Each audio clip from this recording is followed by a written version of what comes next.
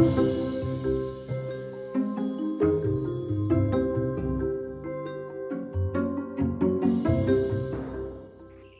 next speaker is Peter Xing, who is going to be joining us by Zoom. Let me quickly get my notes here. Peter is an associate director at KPMG in Australia, where he is responsible for technology, data, and innovation.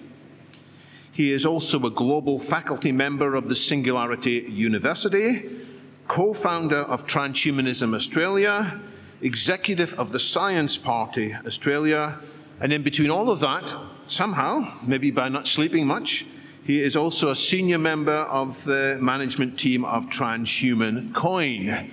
What is Transhuman Coin, you might ask? Well, Peter is now going to explain. Peter, the floor is yours. David, it's a pleasure to be here and an honor because I have all of my superheroes here in this conference. And thank you, David, for giving us the audience initially at the London Futurists event, to myself, Charles and Elise from the team. And yes, since that was about a month ago, we have done so much more. So let me share my screen. And it was great to also listen to Javier and Paul. I really look forward to collaborating with you all. And I'm also a Vita DAO holder, so I'm so proud of the things that the team have done there. But Transhuman Coin, can you guys see this okay? Fantastic. I see it on my YouTube stream on the other side. Transhuman Coin, we just have the community slogan completed as well. It's investing in the future of humanity. So Transhuman Coin essentially is a community token dedicated to the transhumanism movement. And you can check out more at Transhuman Coin, #Transhuman Coin on Twitter. So in this presentation, I'll go through what is Transhuman Coin, why does it exist, how does it work, how will it help the transhumanism movement, how will we grow, who is part of the team, our upcoming milestones, and how do you buy Transhuman Coin? So thank you, Javier, earlier to summarize what Bitcoin is, so we don't have to explain that. But Transhuman Coin started off, with these concepts around Bitcoin. And thank you, Paul, for explaining Ethereum and how Vita DAO works with smart contracts. So tokenomics within Transhuman Coin contain all of that. And then there's Dogecoin, this memic community token, and now it's spawned a whole range of dog coins that we've seen, Doge on Mars, Shiba Inu, Baby Doge, and, we've got Floki out there as well now with Elon Musk's puppy. But you can see that so much buzz can be generated through these community tokens, but why isn't it doing it for a purpose? And this is where Transhuman Coin comes in. It is dedicated to the transhumanism movement. We want to accelerate the transhumanism movement through this crypto token that is Transhuman Coin.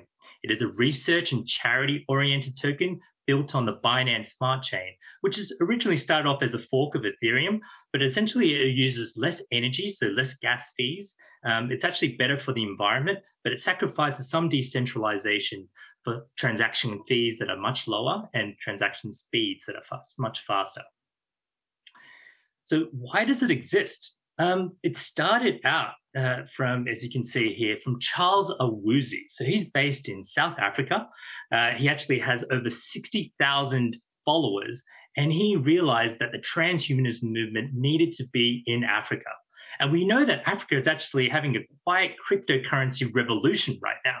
Actually, most of the transactions are happening that are in Africa are happening in Nigeria. It's one of the world's top 10 cryptocurrencies countries in Nigeria. Next to that was Vietnam and Philippines, but it's been growing exponentially. And you can see that this whole ecosystem of cryptocurrency, whether it's the crypto exchanges, it's the payments rails, it's all happening in Africa right now. It's actually in Nigeria that just approved the e-Naira. So the central bank digital currency is being rolled out over there as well. So even the government is getting on board for the on-ramps for cryptocurrencies.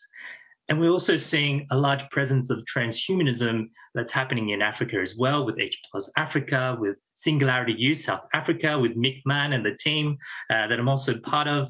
And Charles has done an amazing job of converting a lot of the transhumanists over there. He started out as a pastor, but essentially using that to promote science and technology, to actually have a lot of these people understand science and how to use the critical thinking to get them on board and understand the future of what transhumanism is about.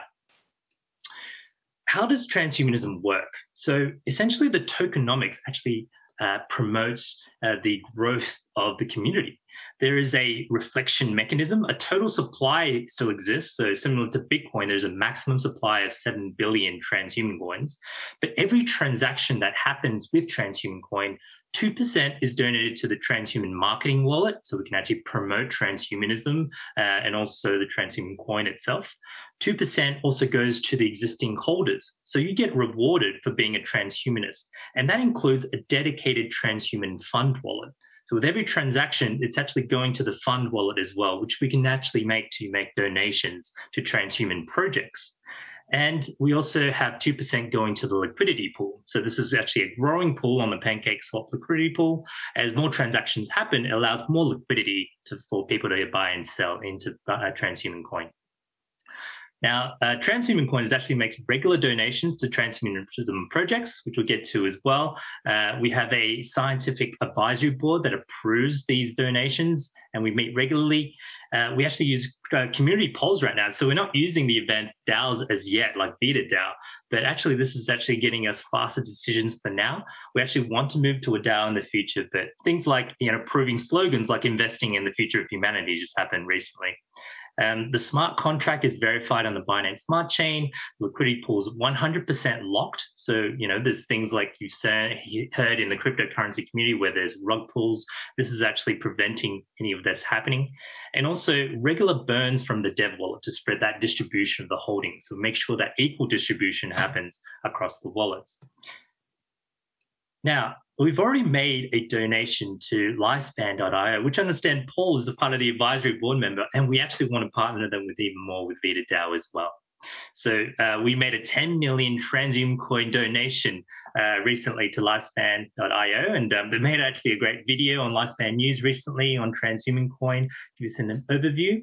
And essentially that value of the transhuman coin has since doubled. So what we donated with value of 10 million transhuman coin has actually doubled. And we have a market cap of around $1.8 to $2 million right now. And we're looking to donate to organizations in the longevity field as well, with the Methuselah Foundation, the Buck Institute, with the transhumanist organizations around the world, including the UK, which David is part of, and the Transhumanist Party US, including Kennedy, and we've got Art Ramon from the team as well, the International Longevity Alliance, the Mormon Transhumanists like Lincoln Cannon, and obviously the Humanity Plus organizing this amazing conference for Transvision. One interesting story is that Methuselah Foundation has become the steward of one of the dog coins. This is Dogelon Mars. So Vitalik Buterin essentially was given 50% of Dogelon Mars, and the community thought that that was a burn wallet for Vitalik. And what he ended up doing is actually he was sick of getting all these dog tokens, so he donated 50%, his entire holding, to Methuselah Foundation. And funny enough, that community is now turned into a pro-lifespan, health span organization crypto. So Dogelon Mars is being stewarded by Methuselah Foundation. And this is where we think a dedicated token for transhumanism can do even better than Dogelon Mars and all the dog coins out there. And in terms of how we grow, we want to have more holders of transhuman coin on their balance sheet. Now, if you think of it as a typical investor, you're not going to get access to private investment for things like the Longevity Vision Fund from Sergey Young. You're not going to get access to Juvenescence with Jim Mellon, because you might not be a sophisticated investor to qualify for those investments. And you can see that portfolio of their organizations is actually amazing. And as Paul said earlier, there's so much money going into the longevity field. We want the community to get involved through these charity tokens as well, so we can make these donations. So at the end of the day, we grow with more holders on the balance sheet. So we want these organizations and these companies, these startups, to hold transhuman coin on the balance sheet, because that can help them mark up their valuations, get loans in terms of increasing their balance sheet. And we want larger and larger organizations and public companies to hold it as well, whether it's these CRISPR companies like Intellia, CRISPR Editas. We've got Moderna and mRNA and Pfizer that we really want to push the boundaries around mRNA, and Unity Biotech as well, and Google's DeepMind, all these AI companies that we understand as the super intelligence pillar from David Pierce, including Tesla, that's coming out as one of the front runners around AI development and robotics. and obviously in SpaceX and Neuralink, where essentially we can have those brain-computer interface organizations hold transhuman coin. And essentially, we have over 3,000 transhuman coin holders and counting already, and in the space of about 2 months since the project started. And there has actually been over 300 people that have applied for these photo frames to promote on Twitter and Facebook that we hold transhuman coin. We are the transhumanists that are growing to it. And holding this token is actually an economic incentive to actually understand more about transhumanism itself. So we found that this is actually almost like finding a market fit, essentially, for the transhumanism movement, right? And what's happening now is that we're doing a lot of fun and engaging marketing to introduce transhumanism to younger and tech-savvy generations all around the world. For example, you know, these deepfakes we're making around Elon and Bezos, who you might have fought in a movie.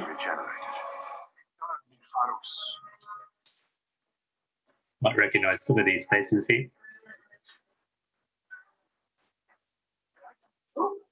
Sorry. And there's also a whole bunch at, for example, David Sinclair, when he's raising funds for longevity.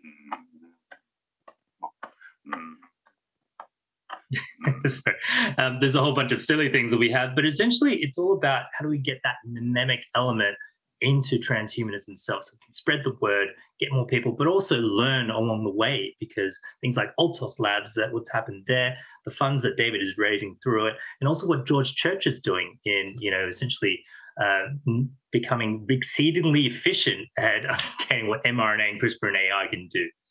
So this is more of the same around that. But they're currently growing the management team. So we've got Dr. Charles Awuzie, who's actually an information security expert and chief technology officer of Gensbok in Joburg, South Africa. And he's actually a cybersecurity expert and a best-known advocate in transhumanism in Africa. Myself, we've done the introduction there.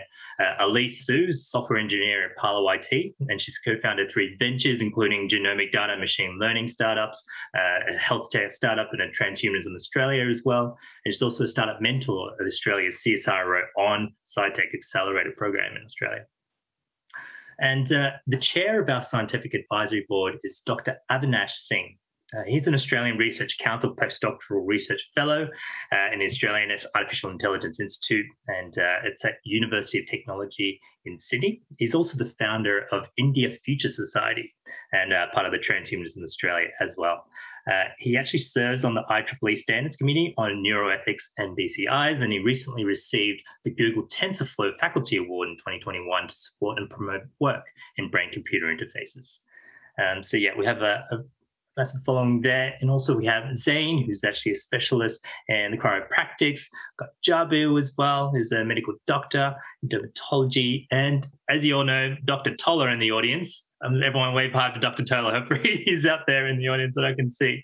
He's an American-based medical doctor training and certified senior clinical research associate by profession. So we also have Art Ramon from the Transhumanist US, and Jonathan Woods, who's an expert risk specialist at one of the large banks in Australia. So in terms of the risks and cybersecurity risks, so we have some experts as well on the advisory board. In terms of increasing the utility of transhuman coin, we're actually going to be launching our own NFT collection. So as you heard from Paul, these non-fungible tokens allow people to essentially have the proven ability to show that this is the one of one, for example, of art in the digital world. And we've seen an explosion of NFT in valuations and also the explosion in the ecosystem they can do. We're actually working with Cy Gorman, who's an immersive and interactive digital media designer focused on digital well-being design. He's the founder of NeuroBody and a teaching member in digital media at RMIT University. And he works in the blockchain arts and the NFT space, as well as in AR and VR. And we'll be actually launching this on the Pancake Swap NFT marketplace that's recently announced. And what we think that these NFTs will be able to do, so there'll be 500 of these procedurally generated NFTs like these as well. These utility of the NFTs can actually be used in things like conferences as part of the memberships. So you just log in with your cryptocurrency wallet, such as MetaMask or Trust Wallet, and working with all the transhuman conferences out there and Singularity University and the aging conferences as well for longevity. we could actually come together and form that membership and actually sell these NFTs for tickets to these conferences all around the world. We also have upcoming community NFT collections. This is from Jugnu in India. She's actually come up with cyberpunk transhuman future as well. So these will be coming out on the Pancake Swap too. The transhumans and community artworks will be minted by Transhuman Coin as NFTs on the Pancake Swap, and the proceeds will be used to purchase Transhuman Coin for the artists and actually drive utility of Transhuman Coin as well. And finally, also Transhuman Coin payments. So for transhumanists, freelancers, and e-commerce, Charles actually owns Sahara Skills, which is the freelancer.com or the Fiverr.com of South Africa. So we've got Sahara Skills. This is actually hiring Africa's best freelance experts. We can go in and search for services and get things done from freelancers. And we can also use this as an e-commerce store. So this will be, for example, selling books. We've got Ray Kurzweil coming out with his, The Age of the Singularity next as well. So hopefully we can also put his book here as well. We've got the Transhumanist Reader from Natasha in the audience. We've got Zoltan's Transhumanist Wager, and David Sinclair's Lifespan, and Sergey's Growing Young, and Newton Lee's Transhumanist Handbook, which a lot of you have contributed to. And also, things like merchandising, right? So we've got a lot of t-shirts that will be on this e-commerce platform that will accept Transhuman Coin payments as well on the roadmap. And here is the roadmap that we've done so far. So we've completed our core developments of Transhuman Coin. It's a Binance Smart Chain BEP20 token. We've launched the public sale. We've listed on the Pancake Swap. We've got the listing on Bogged Finance that you can check the price of. And there's even PooCoin where you can actually check the price of as well. And since then, we moved on to get to a centralized exchange, such as CoinsBit. We've also essentially done the promotion marketing, and we've hit the 2 million market cap, and we're registered as an LLC in Delaware as well. So we've also made the first donation to Lifespan. We've done weekly buybacks and burns. We've listed on we're going to list on CoinGecko and CoinMarketCap, because that essentially threshold of the 2 million market cap is where we're at the moment. And we're actually going to be launching the NFT collection on Pancake Swap. And coming up next, we'll be doing things like Transhuman Coin lotteries to improve the utility of Transhuman Coin, listing on Binance, listing on Coinbase, creating the e-commerce store for Sahara Skills, and essentially the Transhumanism Research Center we'll get to shortly as well. But that's going to be a decentralized virtual lab. It's going to be all around the world to fund these transhumanism projects with Transhuman Coin's fund wallet. And in the future, we also want to fund things like the play-to-earn type of utilities for these NFTs to generate more and more of these transhumanist use cases. But we want the transhumanist leaders to be part of that journey as well. And we'll be building multi-chain partnerships. So right now we're on the Binance Smart Chain. We want to bridge to Ethereum 2.0 so we can work closely more with VitaDAO and the others, but also make sure we have that resilience with that decentralization on Ethereum 2.0. And also Cardano with Chris Hoskinson, who's actually a transhumanist himself at Advocate for Longevity. Pulse Chain as well with Richard Hart and what he's done for the community as well. And things like SingularityNet from what Ben Goetzel is working on as well. And Proof of Humanity on Ethereum, that's something that we can actually validate every single person, actual humans, on the Ethereum blockchain. And eventually that we can actually do things like universal basic income as well with Transhuman Coin. So that's a quick overview. So how to buy Transhuman Coin. So if you want to just go through a centralized exchange, you can use CoinsBit. But if you already have Binance Coin in your wallet, for example, MetaMask or Trust Wallet, or you know how to get Binance Coin and you could just transfer it to Trust Wallet or MetaMask, you can just go straight to pancakeswap.finance, and you can actually find Transhuman Coin from our website, the contract address, as a custom token, and you can swap your Binance Coin to Transhuman Coin on PancakeSwap. And any other decentralized exchange that is compatible with the Binance Smart Chain. And ultimately, by 2023, we want to create the Transhuman D-Center, funding decentralized virtual research labs for global transhuman projects. Initially, we thought this was going to be a centralized lab, but essentially our scientific advisory board said, look, there's these labs the research is going on all around the world, and we don't want to be bogged down by these physical assets. You know, as a cryptocurrency, as a token, and a community, we want to be able to extend this virtually. So decentralized research labs is going to be the way to go, and working with organizations such as those longevity organizations, as well as projects that potentially VEDA will be funding as well. So that's just a quick overview. Thank you so much for listening. Go check out transhumancoin.finance. Join our Telegram group by Transhuman Coin. Check out our Twitter at Transhuman Coin, and find hashtag Transhuman Coin along with hashtag Transvision.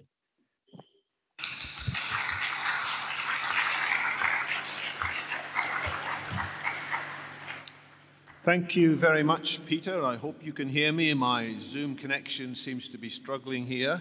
Let me pass on a question that's been sent to me online by one of the speakers from earlier in this conference.